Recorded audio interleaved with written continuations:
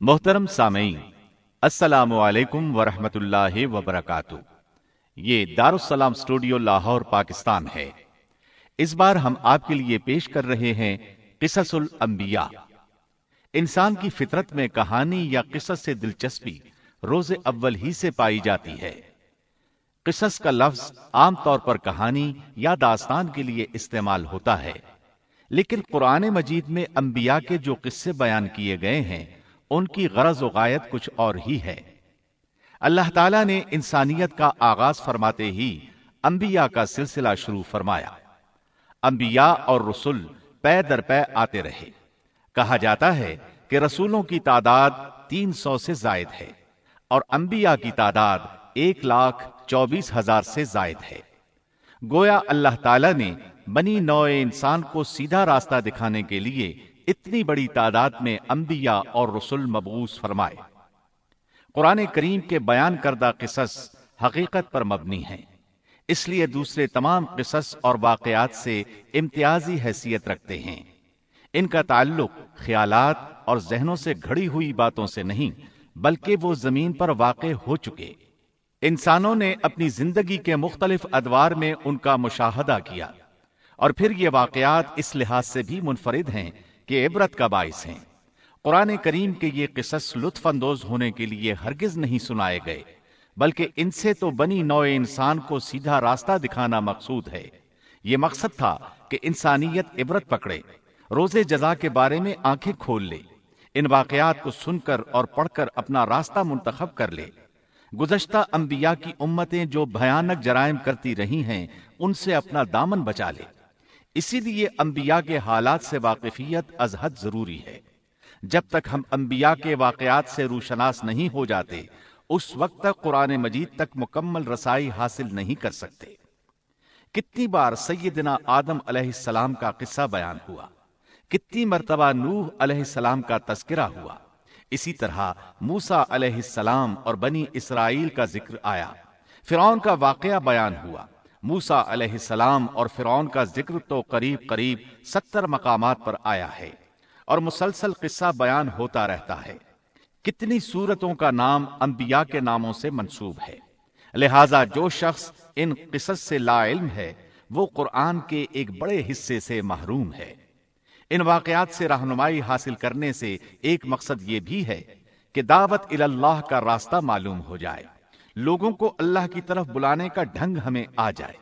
اللہ کرے ہم بھی ان لوگوں میں شامل ہو جائیں جو اللہ کی طرف دعوت دیتے ہیں، ہم بھی نیکی کا حکم کرنے اور برائی سے روکنے والے بن جائیں۔ امر بالمعروف اور نہی عن المنکر کے صحیح راستے پر چلنا اس وقت تک ممکن نہیں جب تک کہ ہمارے سامنے کوئی ایسا نمونہ موجود نہ ہو جس کے مطابق ہم اپنے آپ کو چلا سکیں۔ اور صاف ظاہر ہے سب سے عظیم اور بے مثال نمونہ نبی اکرم صلی اللہ علیہ وسلم کی مبارک شخصیت ہے، جیسا کہ اللہ تعالیٰ فرماتے ہیں، لَقَدْ كَانَ لَكُمْ فِي رَسُولِ اللَّهِ أُسْوَةٌ حَسَنَةٌ۔ یقیناً تمہارے لیے رسول اللہ کی زندگی بہترین نمونہ ہے۔ رسول اکرم صلی اللہ علیہ وسلم کے بعد سب سے نمایاں مثال اور نمونہ باقی تمام انبیاء کرام ہیں، پھر صحابہ کرام اور صالح لوگ بھی نمونہ ہیں۔ انبیاء کرام کے واقعات قرآن کریم کے ذریعے ہم تک پہنچے ہیں۔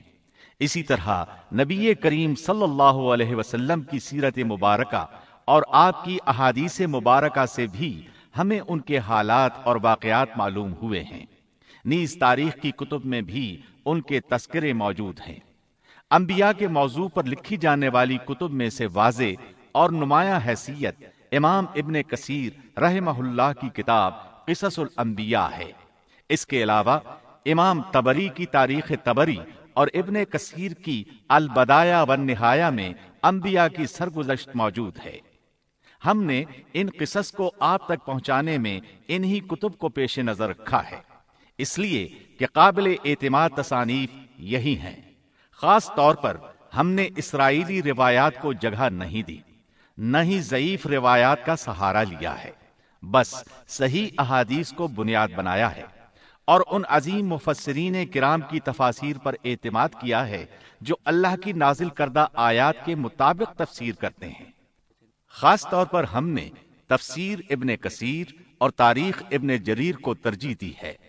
اس حصے میں آپ سنیں گے زمین و آسمان کی تخلیق سے پہلے کیا تھا، اللہ تعالیٰ کا عرش کہاں تھا، اللہ تعالیٰ نے زمین و آسمان اور پہاڑوں اور درختوں کو کتنے دنوں میں پیدا کیا، کون سی چیز کس دن پیدا کی گئی اور کون سی چیز سب سے پہلے پیدا کی گئی، فرشتے، جن اور انسان کس کس چیز سے پیدا ہوئے، انسانوں اور جنوں کی تخلیق کا مقصد، ابلیس کون تھا۔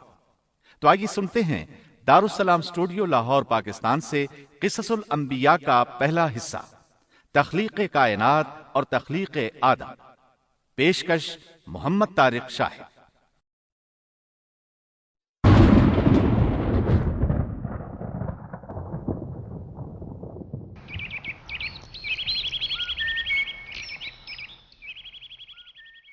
اللہ تعالیٰ فرماتے ہیں اللہ خالق کل شیء وهو على كل شيء وکیل۔ اللہ ہر چیز کا پیدا کرنے والا ہے اور وہی ہر چیز پر قدرت رکھنے والا ہے۔ اللہ الذی خلق السماوات والارض وما بينهما في 6 أيام ثم استوى على العرش۔ اللہ تعالیٰ وہ ہے جس نے آسمانوں، زمین اور ان کے درمیان کی سب چیزوں کو 6 دن میں پیدا کر دیا، پھر عرش پر جلوہ فرما ہوا۔ مزید اللہ تعالیٰ سورۃ الحدید آیت 4 میں فرماتے ہیں هو الذي خلق السماوات والأرض في 6 أيام ثم استوى على العرش يعلم ما يلج في الأرض وما يخرج منها وما ينزل من السماء وما يعرج فيها وهو معكم أينما كنتم والله بما تعملون بصير۔ وہی ہے جس نے آسمانوں اور زمین کو 6 دن میں پیدا کیا، پھر عرش پر جلوہ فرما ہوا۔ وہ خوب جانتا ہے اس چیز کو جو زمین میں جائے اور جو اس سے نکلے اور جو آسمان سے نیچے آئے اور جو کچھ اس میں چڑھ کر جائے، اور جہاں کہیں تم ہو وہ تمہارے ساتھ ہے، اور اللہ تمہارے اعمال کو دیکھ رہا ہے۔ اسی طرح اللہ تعالیٰ سورہ ہود آیت 7 میں فرماتے ہیں وَهُوَ الَّذِي خَلَقَ السَّمَاوَاتِ وَالْأَرْضَ فِي 6 أَيَّامٍ وَكَانَ عَرْشُهُ عَلَى الْمَاءِ۔ اور اللہ ہی وہ ذات ہے جس نے 6 دن میں آسمانوں اور زمین کو پیدا فرمایا اور اس کا عرش پانی پر تھا۔ امام احمد بن حنبل رحمت اللہ علیہ نے ابو رزین عقیلی سے بیان کیا ہے، انہوں نے کہا یا رسول اللہ أين كان ربنا عز وجل قبل أن يخلق السماوات والأرض؟ فقال صلى الله عليه وسلم كان في عماء ما فوقه هواء وما تحته هواء ثم خلق عرشه على الماء۔ اے اللہ کے رسول صلی اللہ علیہ وسلم، آسمانوں اور زمین کو پیدا کرنے سے پہلے ہمارا پروردگار کہاں تھا؟ آپ نے فرمایا عما میں تھا، یعنی اللہ کے سوا کچھ بھی نہ تھا، نہ اس کے اوپر ہوا تھی اور نہ اس کے نیچے ہوا تھی، مطلب یہ کہ کچھ نہ تھا، پھر اس نے پانی پر اپنا عرش پیدا کیا۔ گویا یہ تھی مخلوق کی ابتدا۔ امام احمد امام ترمذی، امام ابو داود اور بہت سے دوسرے محدثین رحمہم اللہ نے سیدنا عبادہ بن صامت رضی اللہ عنہ کی روایت بیان کی ہے۔ وہ کہتے ہیں سمعت رسول اللہ صلی اللہ علیہ وسلم يقول ان اول ما خلق اللہ تبارک وتعالى القلم ثم قال له اكتب فجرى في تلك الساعة بما هو كائن إلى يوم القيامة۔ میں نے رسول اکرم صلی اللہ علیہ وسلم کو فرماتے ہوئے سنا، آپ فرما رہے تھے بلا شبہ اللہ نے سب سے پہلے قلم کو پیدا کیا، پھر اللہ نے اس کو حکم دیا لکھ، چنانچہ وہ اسی وقت چل پڑا اور قیامت کے دن تک ہونے والی ہر چیز لکھ دی۔ یہ اللہ تعالی کا علم تھا جس کو قلم نے اس کے حکم کے مطابق لوح محفوظ پر لکھا۔ امام مسلم رحمت اللہ علیہ نے سیدنا عبداللہ بن عمرو بن عاص رضی اللہ عنہما کی روایت بیان کی ہے۔ اس میں سب سے پہلی چیز کے بارے میں وضاحت کی ہے اور جمہور فقہا کی رائے بھی یہی ہے۔ عبداللہ بن عمرو رضی اللہ عنہما بیان کرتے ہیں سمعت رسول اللہ صلی اللہ علیہ وسلم يقول كتب الله مقادير الخلائق قبل أن يخلق السماوات والأرض ب50,000 سنة قال وعرشه على الماء۔ میں نے سنا آپ فرما رہے تھے اللہ تعالیٰ نے آسمان و زمین کی پیدائش سے 50,000 سال پہلے تمام مخلوقات کی تقدیریں لکھ دیں، اور اس وقت اس کا عرش پانی پر تھا۔ اس حدیث مبارک سے واضح ہو گیا کہ سب سے پہلے پانی اور پھر پانی پر عرش پیدا کیا گیا، پھر قلم کی پیدائش ہوئی، اس نے تقدیر تحریر کی، پھر آسمان اور زمین کی تخلیق ہوئی۔ اور جس حدیث میں آیا ہے کہ ابتدا میں قلم کو پیدا کیا گیا، اس کا مطلب یہ ہے کہ اس جہان کی مخلوقات میں سب سے پہلے اس کا نمبر ہے، نہ کہ باقی تمام جہانوں کی مخلوقات میں پہلا نمبر ہے۔ اور اس کا تذکرہ بخاری شریف کی اس حدیث میں ہے۔ قال اہل اليمن لرسول اللہ صلی اللہ علیہ وسلم جئناك لنتفقه في الدين وليسألك عن أول هذا الأمر ما كان قال كان الله ولم يكن شيء قبله وكان عرشه على الماء وكتب في الذكر كل شيء وخلق السماوات والأرض۔ یمن سے آئے ہوئے ایک وفد نے رسول اللہ صلی اللہ علیہ وسلم سے کہا، ہم آپ کے پاس دین کی سمجھ اور ابتدائی خلق کے بارے میں پوچھنے کے لیے آئے ہیں، یہ کہ سب سے پہلے کیا چیز تھی؟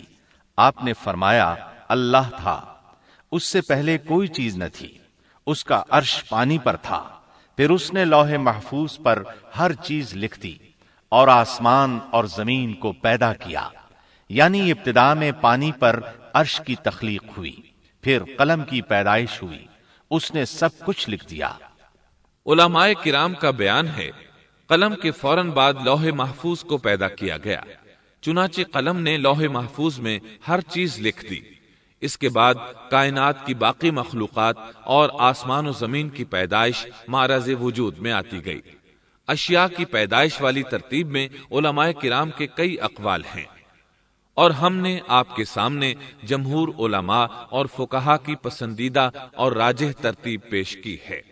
آسمان اور زمین کی مخلوقات کی ترتیب کیا ہے، اس بارے میں امام مسلم رحمت اللہ علیہ نے سیدنا ابو ہریرہ رضی اللہ عنہ کی روایت پیش کی ہے۔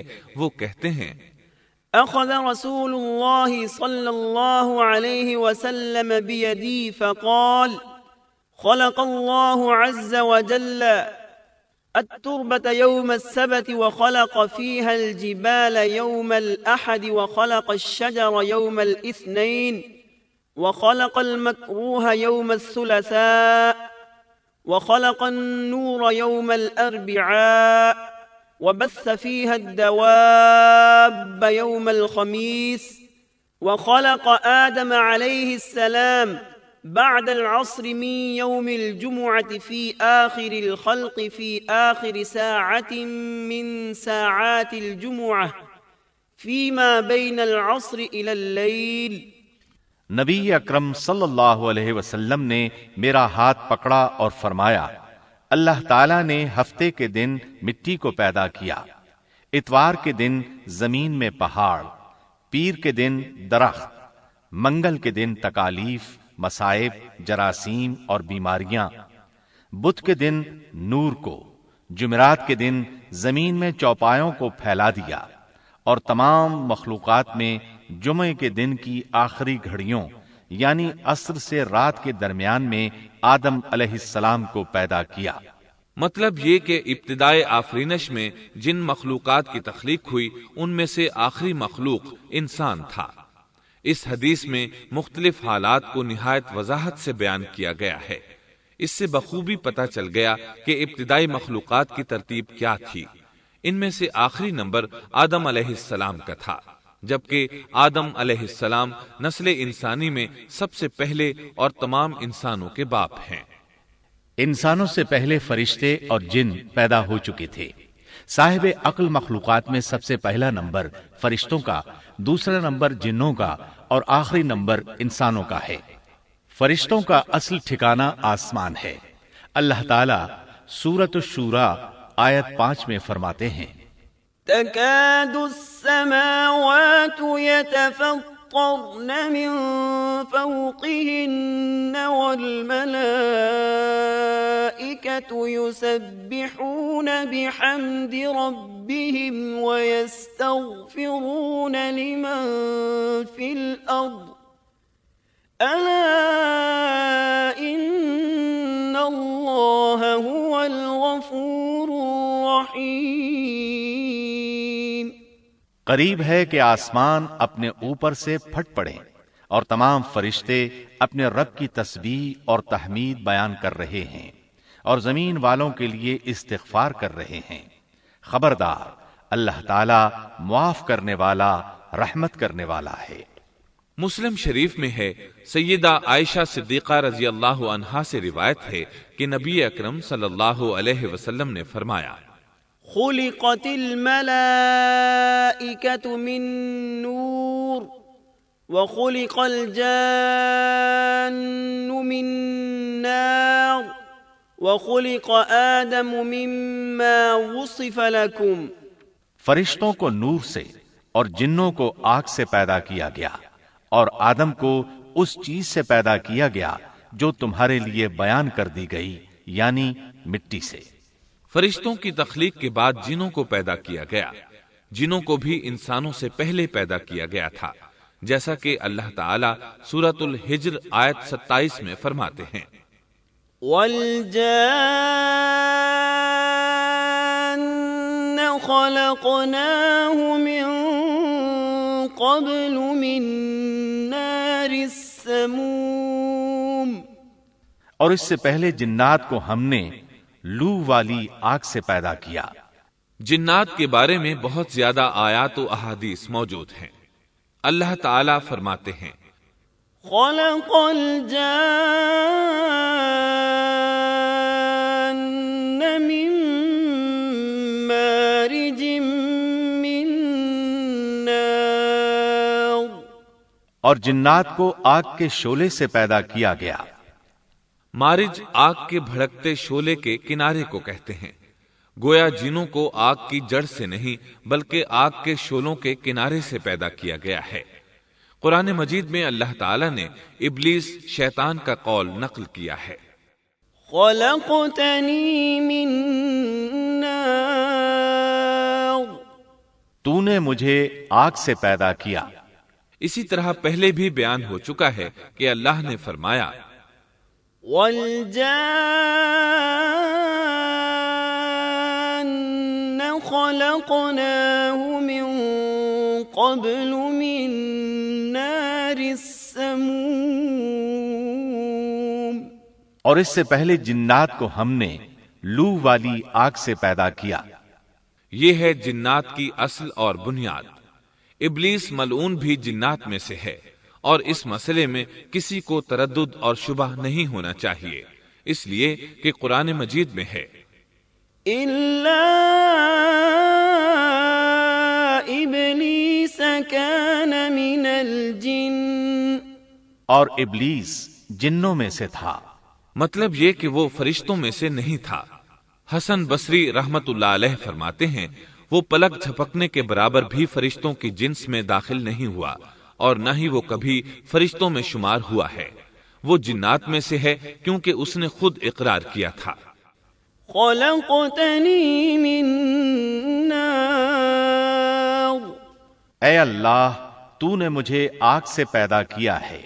اگر یہ فرشتہ ہوتا تو اس وقت کہتا اے اللہ تو نے مجھے نور سے پیدا کیا ہے، اس لیے ابلیس کا جن ہونا روز روشن کی طرح عیاں ہے۔ سیدنا عبداللہ بن عمرو رضی اللہ عنہما اور سیدنا عبداللہ بن عباس رضی اللہ عنہما فرماتے ہیں آدم علیہ السلام سے 2000 سال پہلے جنات پیدا کیے گئے، وہ ہماری اس زمین پر رہائش پذیر تھے۔ آہستہ آہستہ وہ فسق و فجور میں مبتلا ہو گئے، جب وہ فتنہ فساد میں حد سے بڑھ گئے، ناحق خون بہانے لگے، تو اللہ تعالیٰ نے ان کی طرف فرشتوں کا عظیم لشکر بھیجا، ان سے جنات کی زبردست مارکہ آرائی ہوئی۔ اس مارکہ آرائی میں فرشتوں نے جنات کو تہس نہس کر دیا، اور وہ سمندروں کی جزیروں میں پناہ لینے پر مجبور ہو گئے۔ زمین کے ہر بر اعظم سے انہیں جلا وطن کر دیا گیا، چنانچہ آج تک ان کا مسکن یہی جزیرے اور عظیم مراکز ہیں۔ یہ واقعہ آدم علیہ السلام کی تخلیق سے پہلے ہو چکا ہے۔ احادیث مبارکہ میں ہے کہ ابلیس ملعون کا ایک تخت ہے اور وہ تمام جنات کا سردار اور حکمران ہے۔ اس کا شاہی تخت پانی پر ہے، اگرچہ اس کی متعین جگہ ہمیں معلوم نہیں۔